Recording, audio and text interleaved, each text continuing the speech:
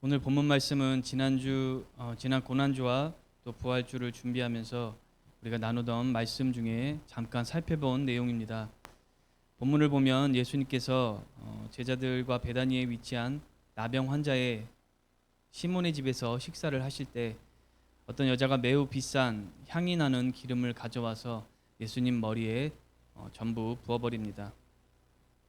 그곳에 함께 있던 사람들은 도저히 납득할 수 없는 일로 여겼습니다. 향유가 매우 비싼 물건이었기 때문입니다. 그래서 서로 수군거리면서 어찌하여 향유를 허비하는가, 300데나리온 이상의 돈을 받고 그 향유를 팔면 그 돈으로 가난한 자들을 도와줄 수 있었을 것이라고 말하며 여인을 책망을 합니다. 그러나 예수님께서는 그 여자가 좋은 일을 했다고 변호해 주시면서 이러한 말씀을 하십니다. 가난한 자들은 그들과 항상 함께 있어서 언제든지 원하면 도와줄 수 있지만 예수님은 그들과 언제까지 함께 있지 아니할 것이고 그 여자는 그러한 예수님의 몸에 향유를 부어서 장례를 미리 준비한 것이라고 말씀을 하십니다. 그리고 이러한 말씀을 하십니다. 온천하에 어디서든지 복음이 전파되는 곳에는 이 여자가 행한 일도 말하여 그를 기억하리라, 이렇게 말씀을 하십니다. 우리는 몇 주 동안 부활주일 전후로 일어난 사건들을 지금 나누면서 영적인 교훈과 그 은혜를 묵상을 하고 있습니다. 저번 시간에는 베드로의 고백 후에 말씀하신 각자의 십자가를 지고 그분을 따라야 함과 관련된 말씀을 나누었고, 오늘 본문은 십자가 사건이 일어나기 얼마 전에 일어난 사건 중에 하나로서 함께 나누고 있습니다. 무엇보다 이 사건을 다시 살펴보고 나누는 가장 큰 이유는 본문 마지막 구절의 말씀 때문입니다. 예수님께서 말씀하신 온 천하에 어디서든지 복음이 전파되는 곳에는 이 여자가 행한 일도 말하여 그를 기억하리라 하신 이 말씀에 순종을 해서 함께 묵상을 해야 한다고 확신을 하고 설교로 준비하고 전하게 되었습니다. 복음이 전파될 때 이 일도 전하며 기억하라고 하셨다면 분명 우리가 깨닫고 알아야 할 그 영적인 메시지가 있을 것입니다. 그래서 오늘 이 말씀을 통해서 은혜와 깨달음과 또 변화와 성장이 있기를 바랍니다. 오늘 본문 말씀의 기록은 마태복음에서도 찾을 수 있고 또 비슷한 사건을 요한복음에서도 찾아볼 수 있으며 이들과는 조금 다르지만 향유 붓는 장면이 비슷한 사건을 누가복음에서도 찾을 수가 있습니다. 그런데 이 네 복음서에 기록된 이야기들이 전부 똑같이 기록을 하고 있지는 않습니다.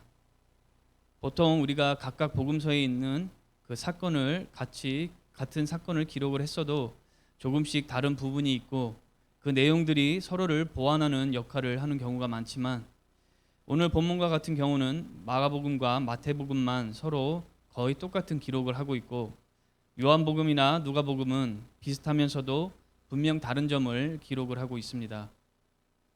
전반적으로 누가복음에 기록된 사건은 분명하게 다른 사건으로 보고 있고 큰 문제를 삼지는 않습니다. 반면에 마태복음과 마가복음에 기록된 사건과 요한복음에 기록된 사건은 비슷하면서도 결정적으로 다른 요소가 있기 때문에 과연 같은 이야기를 다르게 기록한 것인지 또는 전혀 다른 두 사건인지에 대해서 많은 논의가 이루어지고 있습니다. 안타깝게도 그 여부를 확증할 수 있는 방법은 없습니다. 두 가지 모두 가능하며 그렇게 열린 가능성으로 마무리를 하거나 다른 이야기 또는 같은 이야기 둘 중 한쪽을 선택하는 것으로 설교를 합니다. 저는 이 이야기를 놓고 준비를 하면서 오늘 본문인 마가복음 그리고 마태복음의 사건과 요한복음의 사건이 다른 사건이라고 보고 있습니다.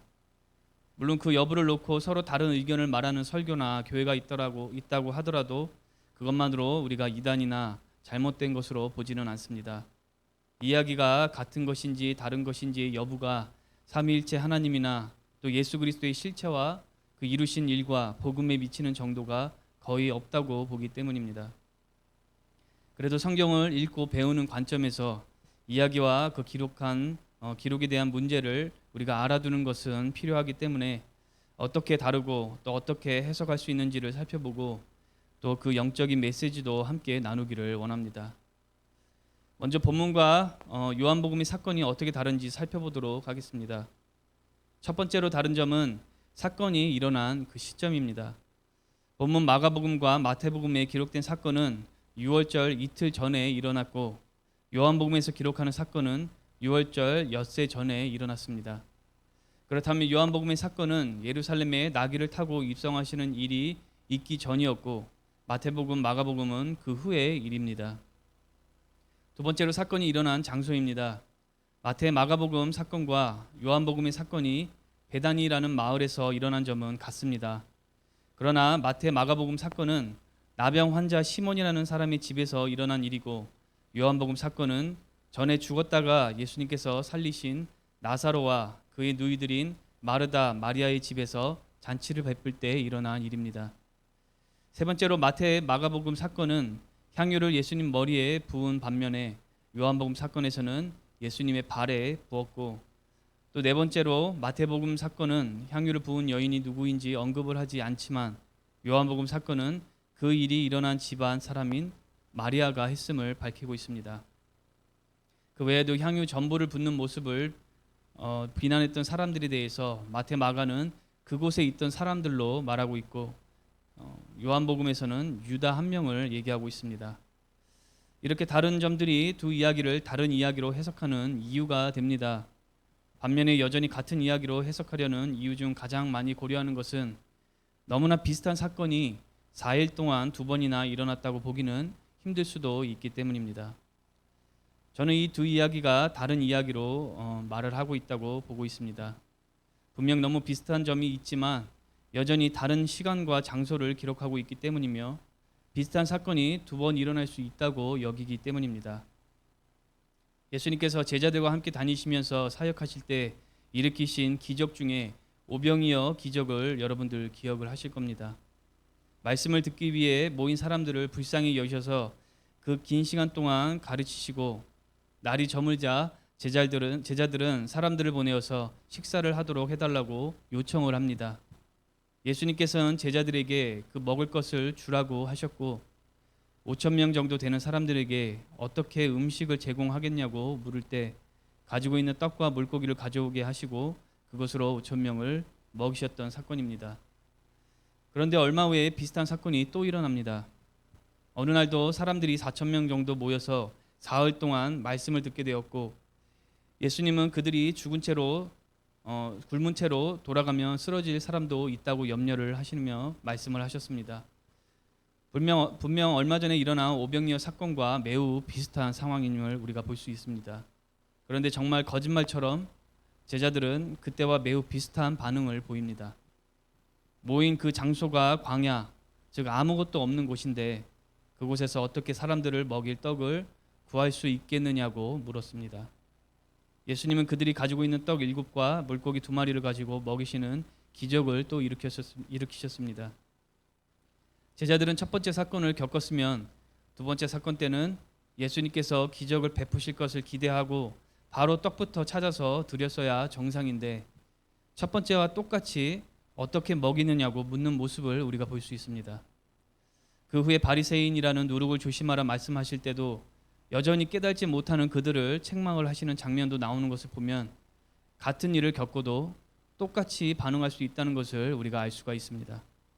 즉 향유를 전부 붓는 사건이 일어난 지 4일 뒤에 비슷한 상황과 비슷한 반응을 보이는 것은 의외로 정상이라는 것을 알 수가 있습니다.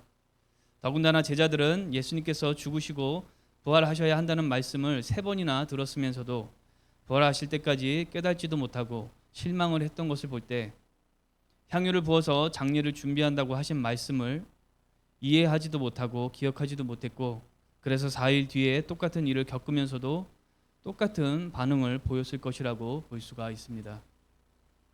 앞서 언급한 누가복음 7장에서 기록하는 향유 붓는 장면도 매우 비슷하지만 여전히 다른 점이 있습니다. 어떤 바리새인이 예수님께 식사를 대접하려고 집에 초대합니다.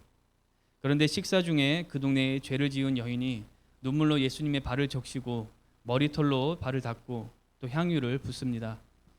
그 장면을 본 바리새인은 향유를 낭비한다고 비난하지는 않았지만 그 여자가 죄인인데 그렇게 가만히 두는 예수님의 정체를 의심하고 또 못마땅해 하는 생각을 했습니다.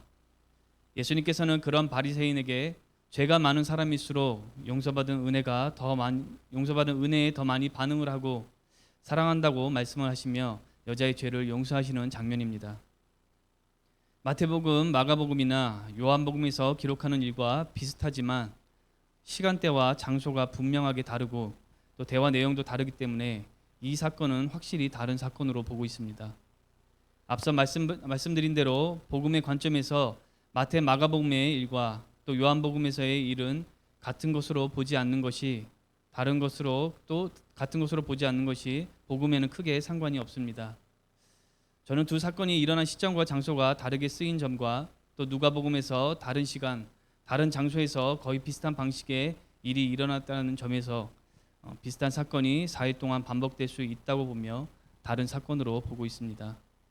시간대로 볼 때 누가복음의 사건이 가장 먼저 일어났고 그 다음에 요한복음, 또 마지막으로 마태, 마가복음에 기록된 일이 일어날 것으로 보고 있습니다. 향유를 붓는 것은 오늘 본문에서 예수님께서 말씀하신 것과 같은 그분의 장례를 미리 준비하는 것을 상징을 합니다. 예수님께서는 십자가에서 죽으실 때 제대로 된 장례를 치르지 못하셨습니다. 십자가에서 죽으신 날은 안식일 전날, 즉 금요일이었는데 유대교는 안식일에 아무 일도 하지 않았기 때문에 그날 먹을 것이나 다른 모든 일을 전날인 금요일에 준비해야 했습니다. 또한 예수님께서 죽으신 다음 날 안식일은 보통 안식일과는 다른 유월절 기간의 안식일이었기 때문에 더 중요하게 여겼습니다. 요한복음 19장은 예수님께서 죽으신 시각의 그 현장을 기록하고 있는데 그날이 준비일이고 시체들을 안식일에 십자가에 두지 않기 위해서 빨리 치워달라고 로마 총독 빌라도에게 요청을 합니다. 그래서 예수님과 그 양옆에 십자가에 매달렸던 사람들의 다리를 꺾어서 내려놓도록 했는데 예수님은 너무 많은 고난을 당하신 후에 십자가에 매달리셔서 그때는 이미 돌아가신 후였습니다. 군인들은 창으로 옆구리를 찔러서 그 죽으신 것을 확인을 하고 다리를 꺾지 않고 시체를 내려놓았습니다. 그렇게 큰 안식일을 준비하는 날 돌아가셨고 해가 지기 전에 모든 일을 마쳐야 했기 때문에 제대로 된 장례를 치르지 못합니다. 아리마대의 사람 요셉이 예수님의 시체를 가져가도록 빌라도에게 허락을 받고서 장례법대로 가져왔던 향품과 세마포로 싸서 그 동네에 있던 새 무덤에 두었습니다. 요한복음 19장 42절 말씀에서는 이날이 유대인의 준비일이라서 가까운 무덤에 두었다 말을 합니다. 예수님을 따르던 여인들은 어떠한 무덤에 두었는지를 확인을 했고 안식일이 지나고 3일째 되는 날 예수님의 시체에 바르기 위해서 사둔 향품을 사서 무덤으로 가는 장면이 나옵니다. 즉 안식일 때문에 급하게 시체를 무덤에 두고 자리를 떠나느라 장례를 제대로 치르지 못한 것입니다. 그 당시 그곳 장례법 중에는 시체를 무덤에 두기 전에 물로 닦아서 비싼 향료를 바르고 천으로 싸는 절차가 있었습니다. 또한 그때 당시 십자가 사형은 극악한 범죄자들에게 주어지는 형벌이었기 때문에 제대로 된 장례를 치르지 못하도록 했다고 합니다. 그래서 이래저래 예수님의 장례는 제대로 치르지 못했을 것을 알 수가 있습니다. 무엇보다 예수님께서는 십자가에서 죽으시고 그렇게 죽으신 채로 무덤에 계셨던 것이 아니라 3일째 되는 날 다시 살아나셨기 때문에 제대로 된 장례를 치를 수 없었습니다. 그런 예수님의 장례를 미리 준비하기 위해서 여인들은 향유를 부었던 것입니다. 그러나 여인들이 예수님의 죽음을 정확히 알고 그렇게 했을 것이라고 보기는 어렵습니다.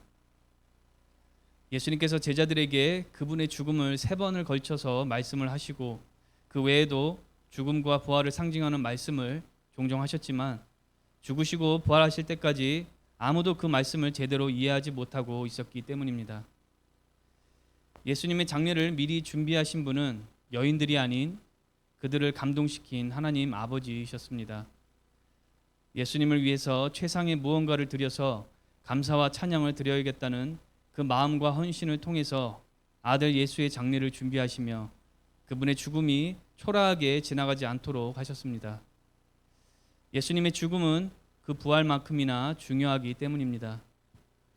하나님께서 그 여인들에게 감동을 주시고 곧 일어날 죽음에 대한 장례를 준비하시는 예언적인 일을 하게 하신 것입니다. 오늘 본문을 포함한 말씀에서 여인들이 예수 그리스도에 대한 감사와 찬양으로 옥합을 깨고 향유를 전부 부은 것은 특별한 헌신과 희생을 상징합니다.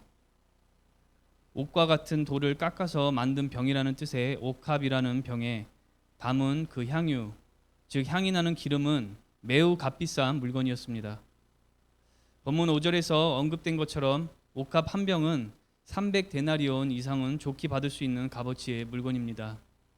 우리가 잘 알다시피 1데나리온은 하루 종일 일한 노동의 품삯입니다.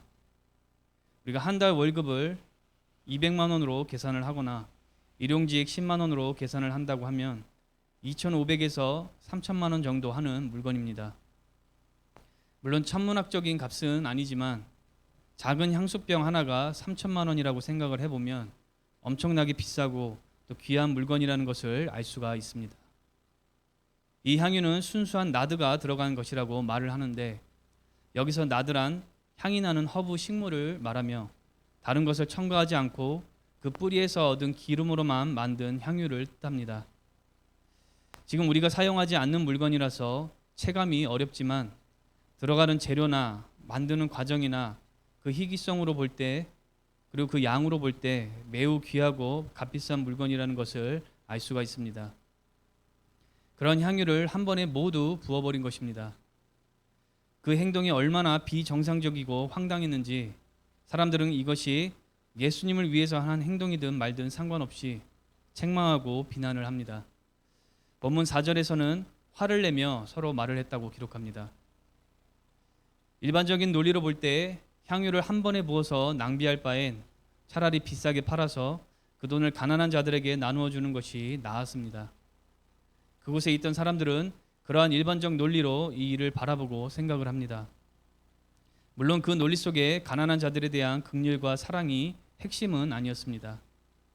논리의 핵심은 향유를 그렇게까지 허무하게 낭비할 이유가 없다는 것입니다. 그것이 예수님을 위한 것일지라도 말입니다. 물론 그곳의 사람들이 그 향유를 붓는 행위가 가지고 있는 영적이고 또 예언적인 뜻은 알지 못했지만 적어도 향유를 부음으로써 예수님을 찬양하고 영화롭게 한다는 것은 알고 있었습니다. 그 시대에 살고 있는 사람이라면 그 정도는 알 수 있습니다. 각 시대의 각 나라와 지방에서는 손님을 모시거나 귀한 사람을 만날 때 갖추는 예의와 제공하는 서비스가 있을 것입니다. 그 당시 중동에서는 서로 만나면 지금도 일어나는 일이지만 포옹을 하고 또 볼에 입을 맞추기도 하고, 집에 손님이 오면 손과 발을 씻을 물을 주고 향수나 기름을 제공해서 용모를 정돈할 수 있도록 했습니다. 오늘날 우리가 고급 레스토랑이나 호텔에 가보면 방이나 화장실에서 정돈할 수 있도록 각종 로션과 향수를 비치해 두는 것이 우리가 생각해 볼 수 있는 가장 비슷한 모습일 것입니다. 오늘 비교하며 보았던 누가복음 7장 말씀에서 죄인된 여자가 향유 붓는 것을 보고 못마땅하게 생각한 그 바리새인에게 예수님께서 이러한 말씀을 하셨습니다. 7장 44절부터 말씀을 보면 향유로 섬기는 여자와는 다르게 집에 초대한 그 바리새인은 예수님에게 발 씻을 물도 주지 않았고 입 맞추면서 반가운 인사와 환영도 하지 않았고 머리에 올리브 기름이라도 부어주는 것이 없었다고 말씀을 하시는 것을 볼 수 있습니다. 그 당시 손님을 대접하는 문화를 우리가 엿볼 수 있는 대목입니다. 그런 문화가 있었기 때문에 여인이 예수님께 와서 향유를 머리에 그리고 발에 붓는 것이 그들에게는 생소한 일은 아니었습니다. 다만 그 일에 사용된 그 향유가 문제였습니다. 필요할 때만 조금씩 쓰고 평생에 걸쳐서 사용해야 할 값비싼 향유, 또 많은 경우에 아까워서 사용하지도 못하고 자식에게 물려주는 집안의 보물과 같은 그 물건을 몇 방울도 아닌 전부를 예수님에게 부었다는 것은 그들이 들어보지도 못하고 또 상상해보지도 못했던 충격적인 장면이었던 것입니다. 그만큼 여인의 결단과 행동은 엄청난 사건이었습니다. 예수님을 최상으로 찬양하고 높여드리기 위한 최선의 헌신과 섬김이었습니다. 하나님은 그렇게 헌신하고 섬기려는 여인들의 마음에 감동을 주셔서 향유를 붓게 하시고 예수님께서 영광 받으시는 것뿐만 아니라 십자가 죽음과 부활 사건에 깊이 연관되는 그 장례를 상징적으로 행하게 하셨습니다. 즉 여인들은 옥합을 깨뜨리는 헌신으로 십자가 사건에 참여했던 것입니다.